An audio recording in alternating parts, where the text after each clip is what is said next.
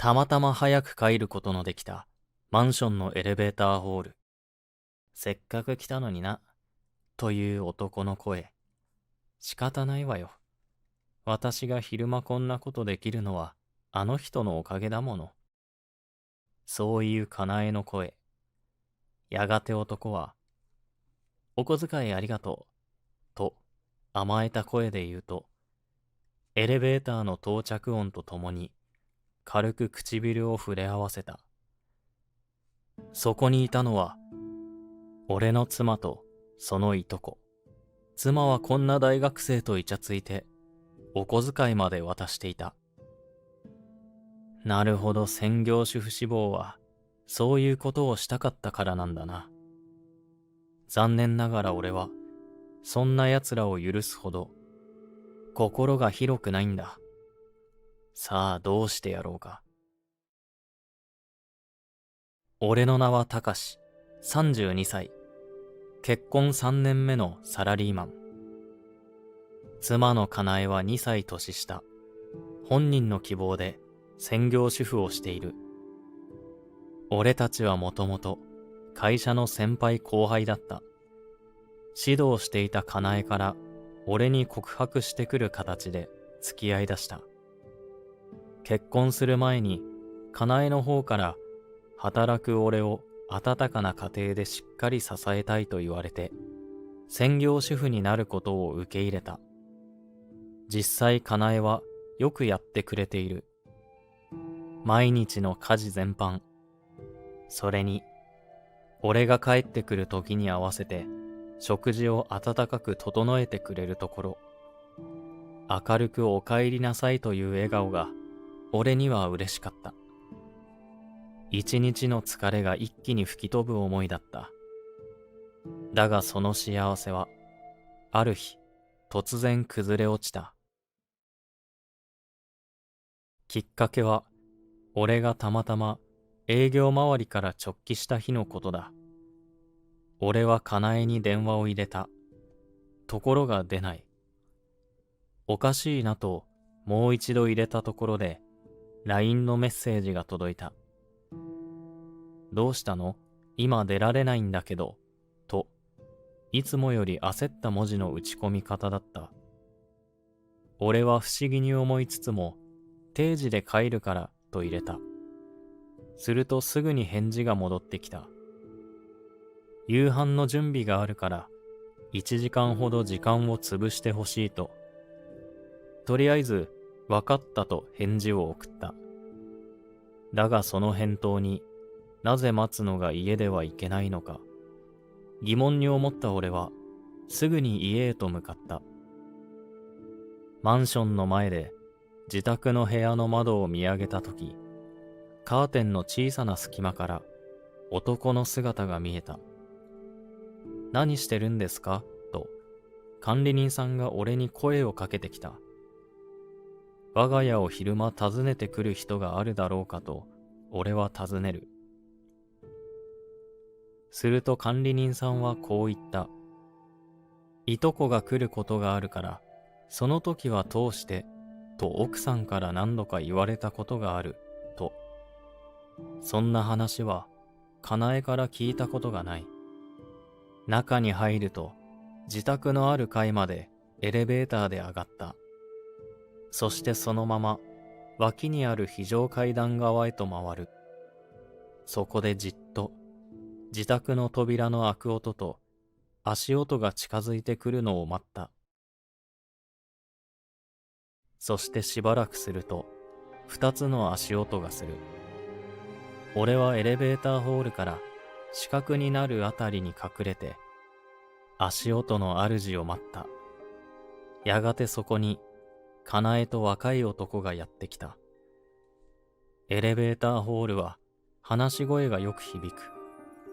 俺は二人の会話を録音し始めた。せっかく来たのにな、という男の声。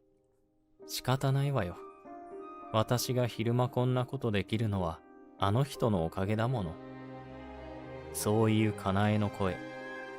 やがて男は、お小遣いありがとう、と甘えた声で言うと、エレベーターの到着音とともに軽く唇を触れ合わせた。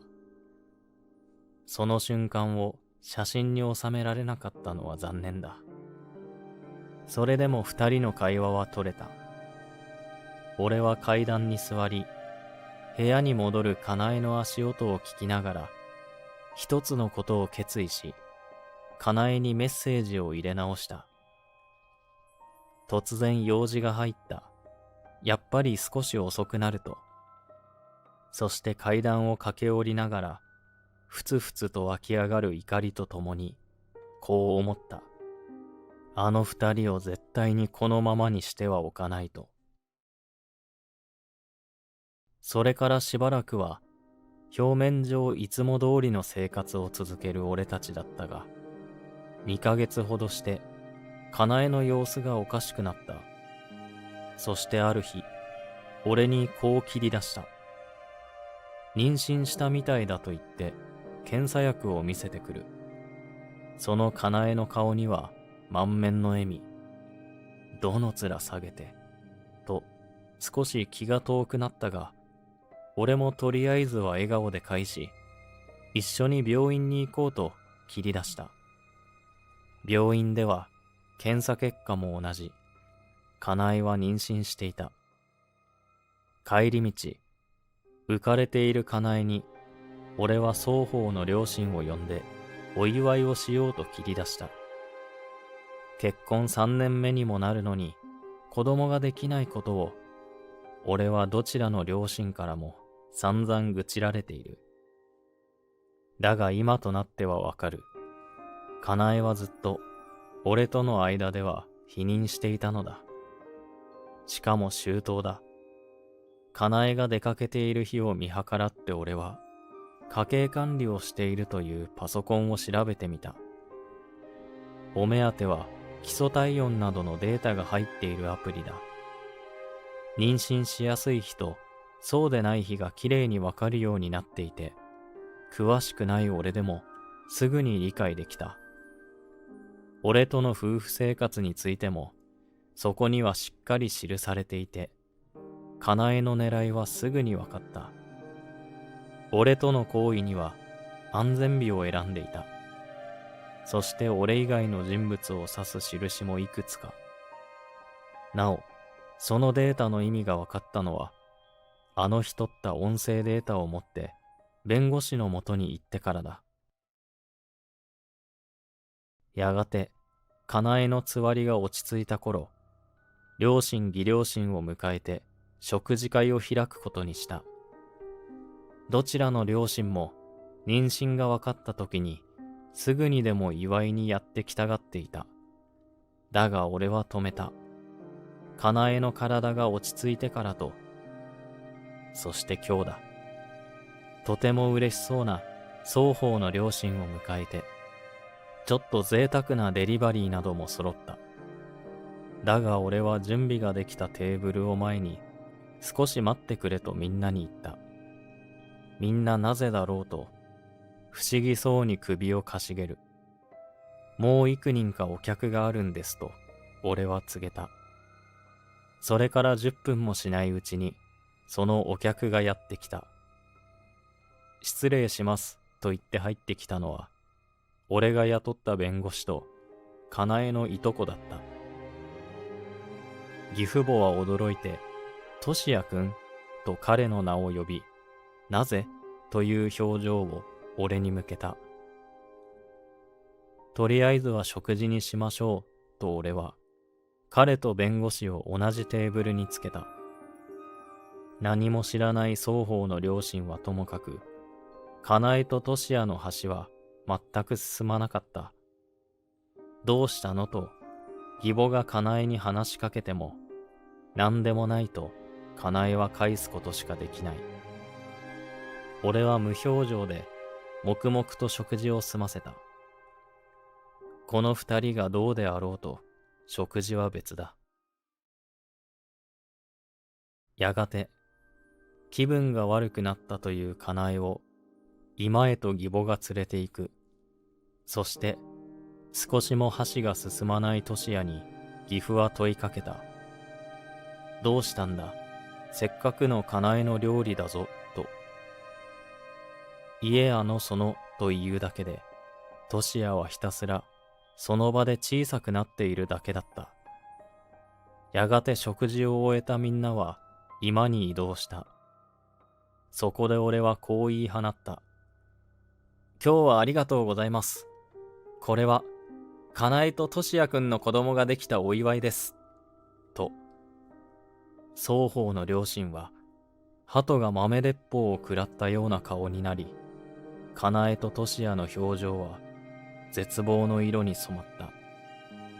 そして俺は弁護士と共に、二人に証拠を突きつけた。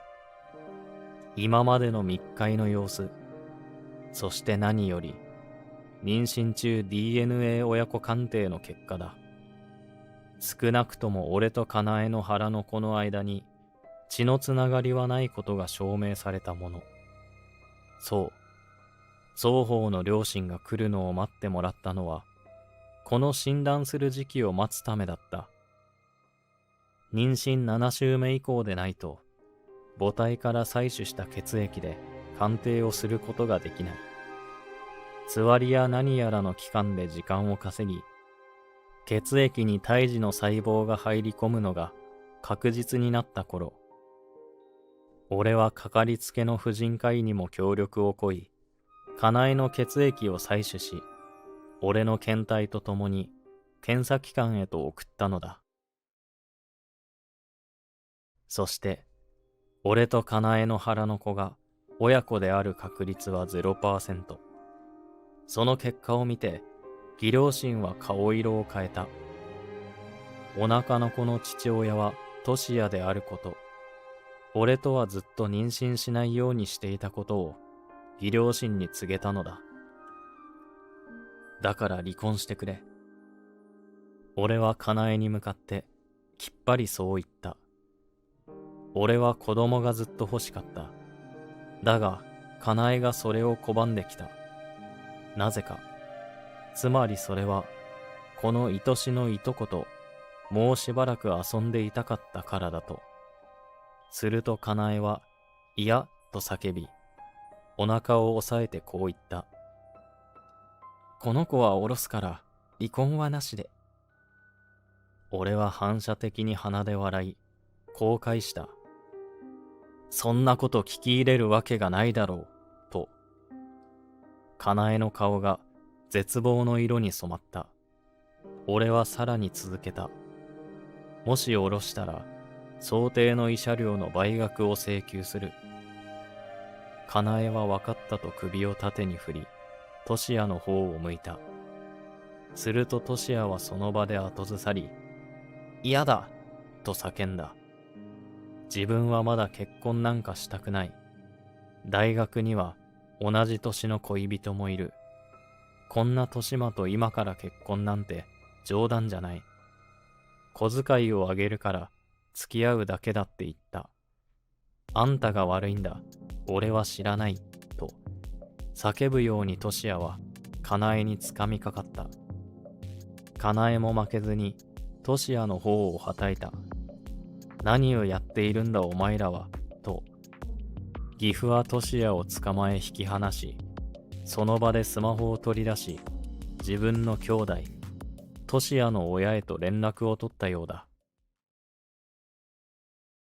その間にもかなえは、俺に向かってすがるように、せめて財産分与だけはしてちょうだい、としつこく頼んでくる。